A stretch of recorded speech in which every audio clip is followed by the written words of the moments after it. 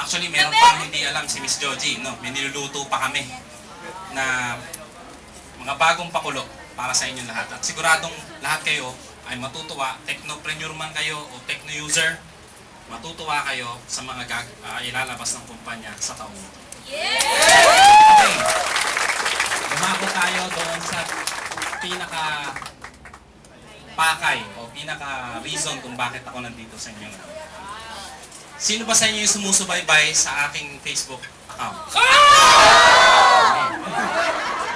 Siguro may napansin kayo ng mga nakarang araw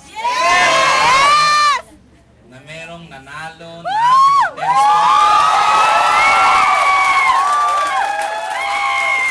nasa my left, my right. Bakit ako nandito? Alam niyo ba ang nanalo nandito ngayon? Clue.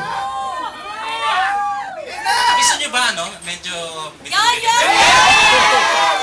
Tao ba siya? Tao? Pwede. Member ito, member.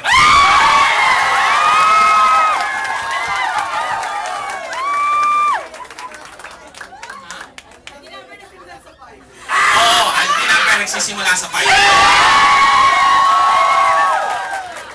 Alam mo, lahat nanalo, no?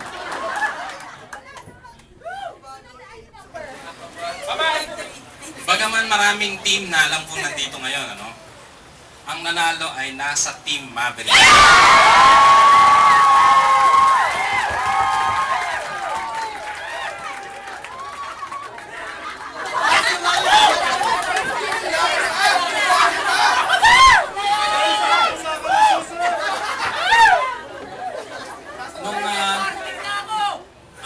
Bago ko ituloy, no? Nais ko lang isabihin sa inyo, no?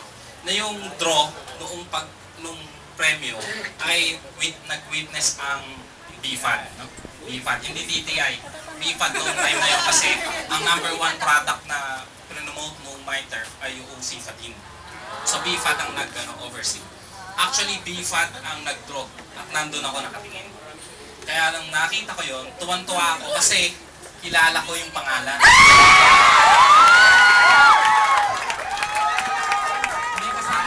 May kasamang basal kasi yun dahil ayoko naman na ang mananalo ay inactive. Tapos wala na. Sino dito yung may mga Facebook account? Ang nanalo ay may Facebook account.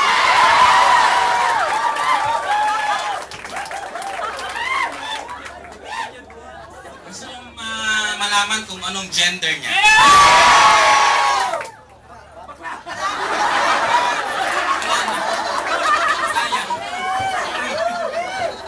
Babae ang nanalo.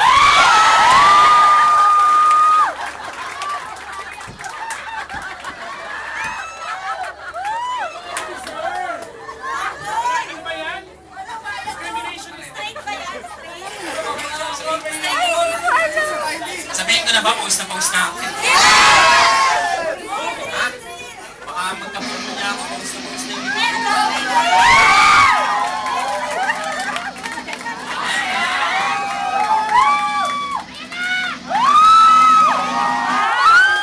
The winner of the My Surf, My Ride promo and will win the grand prize of Mitsubishi Montero Sport. Miss.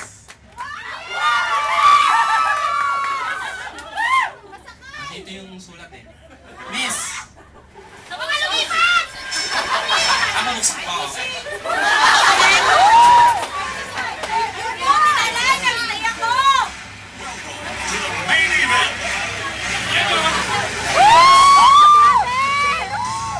Dito ba?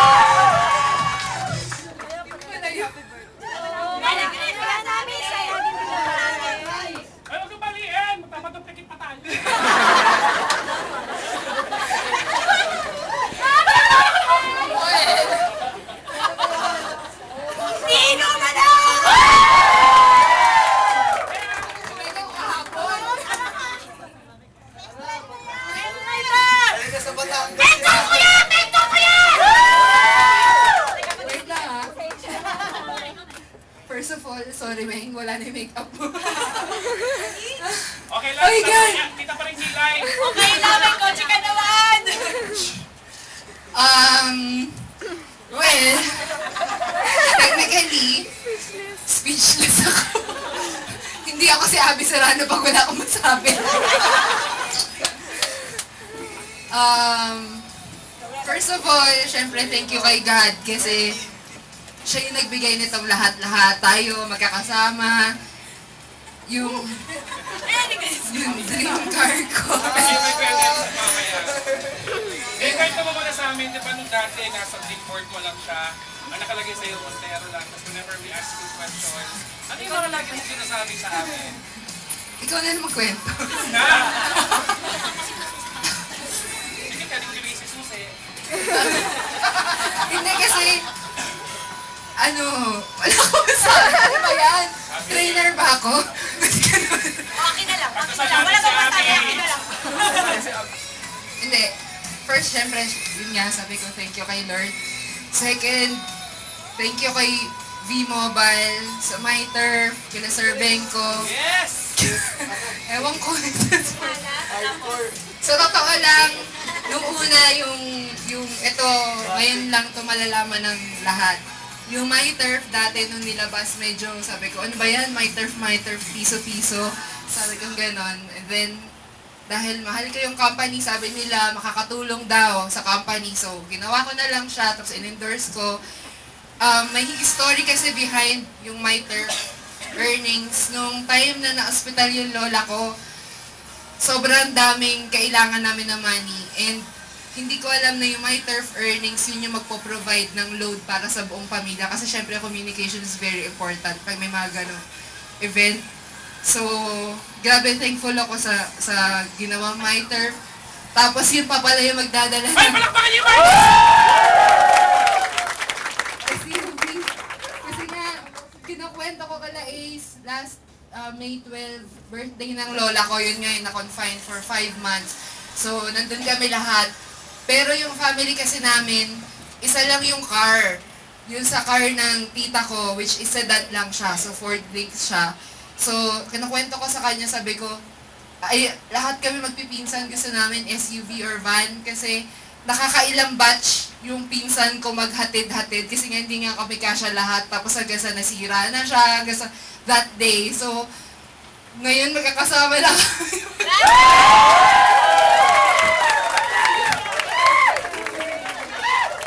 Salamat sa mga bumati ng happy birthday, Merry Christmas, Happy New Year, Happy Valentine's, lahat talaga. Pati Happy Mother's Day, care of Jester Chin.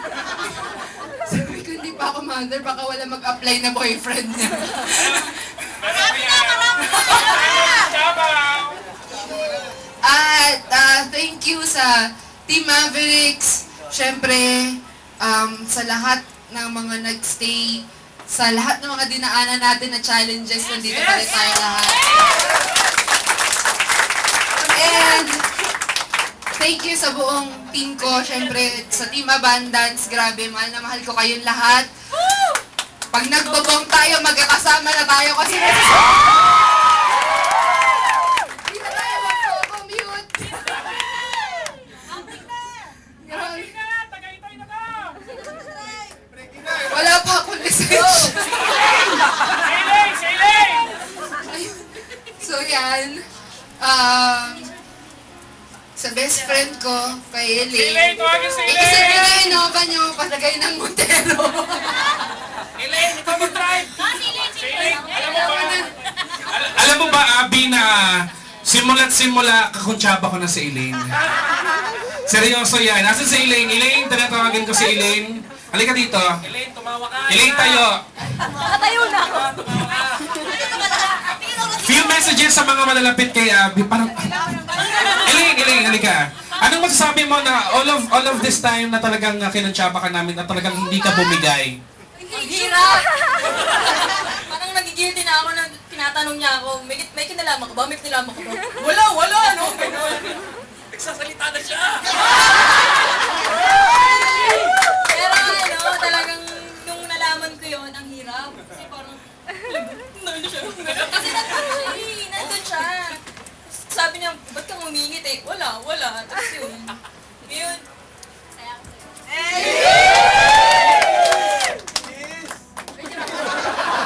Gusto ko rin pong tawagan ng isa sa pinakamalapit pa kay Abby, si, of course, yung kanyang power leader, Wendell. Yan. Hindi. Halika dito, Wendell. Isa po sa Wendell sa sobrang sayang tao po nung ipinaalam po namin sa kanya yung good news. Wendell, please.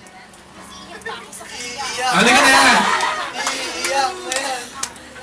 Oy, hindi na 36 pesos. Oy, naka 36 pesos. Pesos po hindi ka. Yung last month.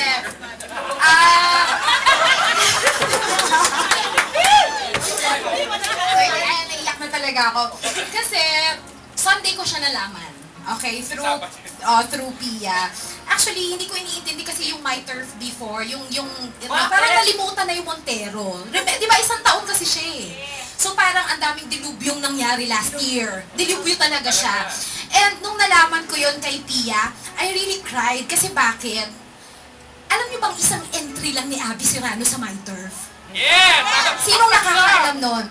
And ako naniniwala, God really blesses people who are really deserving. Kung alam nyo lang yung pinagdaanan namin last year, sa totoo lang, hindi madaling kumapit sa prinsipyong pinangahawakan mo kung walang-wala ka na. Okay? Dumating kami sa panahon na nag-uusap kami, tutuloy pa ba natin yung laban? Wala na sila. Iniyak ako. Sobrang saya ko kasi sabi ko sa sarili ko, kung meron mang isang taong dapat makakuha nun, siya talaga kasi of all the people, isang entry lang. Tapos, talaga lahat kami dumaan sa delivery. Bakit? Dumating kami sa point, wala na kaming pamasahe o panggas papunta sa office. Pero kailangan namin mag-mentor sa mga taong nasa ilalim namin. Mangungutang kami ng pera. Ma-mentor lang kayo.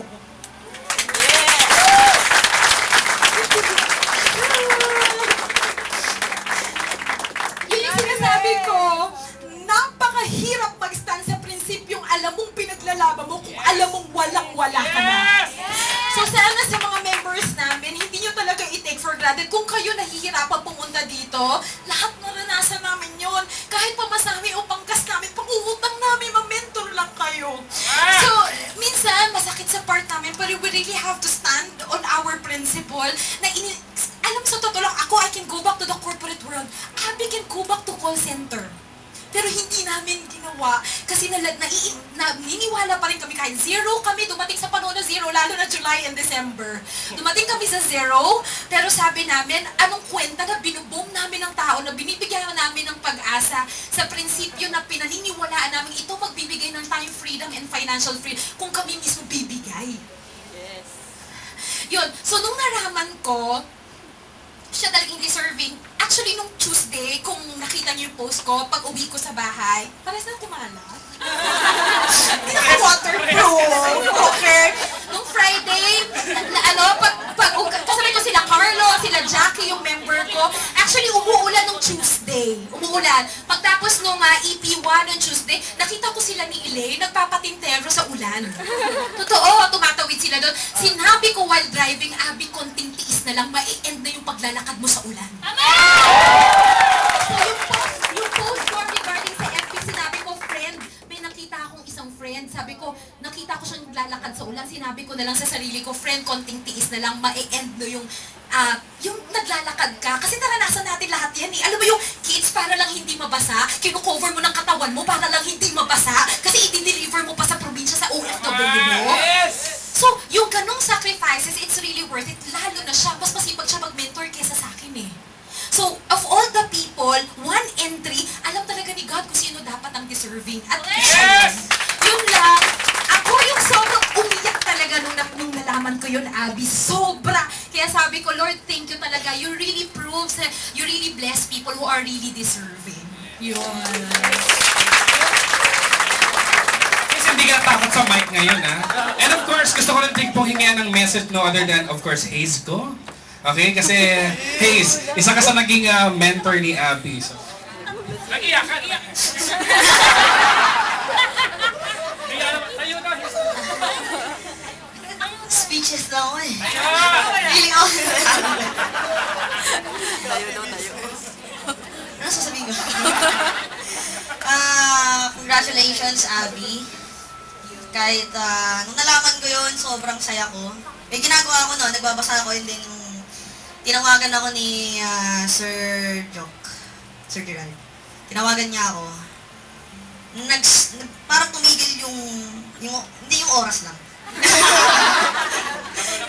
Tumigil yung oras, parang sabi ko, parang sobrang saya ko kasi, yun nga, very deserving na magkaroon siya ng kotse. Napapadalunan niya yung Montero Sport.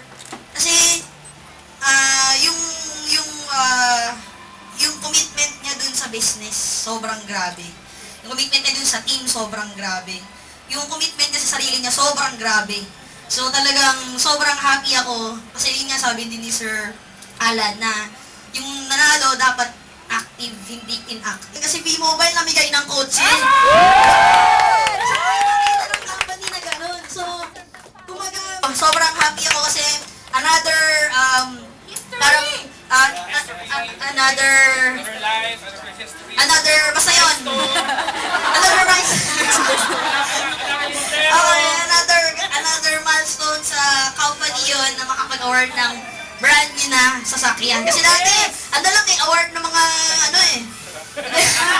hindi, mga, diba, syempre, millionaires, ganyan. Pero yung mag-award na nung sasakyan, brand new ba? Diba? So, sobrang grabe talaga. So, guys, happy ba kayo? Yes! Okay, so, yun, thank you very much. Of course, having heard of all those stories about Abby and kung paano talaga yung mga leaders, no? Of course, Sir Alan, meron po ba kayong message for the winner? Again, I'd like to congratulate Miss Abby Serrano. Thank you. Of course, yung kotse, wala pa dyan. Mamimili pa siya ng kulay. Sasamahan siya ng team namin papunta sa dealership sa Mitsubishi EDSA. Simi Motors pala, Simi Motors EDSA. Siyempre, yung kanyang Montero Sport ay lalagyan natin ng B-Mobile sticker. Hindi ba pwedeng may libreng kotse walang B-Mobile sticker? O kaya kami, maglalabas din tayo, di ba, ng B-Mobile sticker. Ibebenta namin yun, bili kayo, ha? Kahit wala pa kayong kotse, bumili na kayo ng sticker. Kasi kapag bumili kayo ng sticker, susunod na yung kotse. Ay, ito brand new!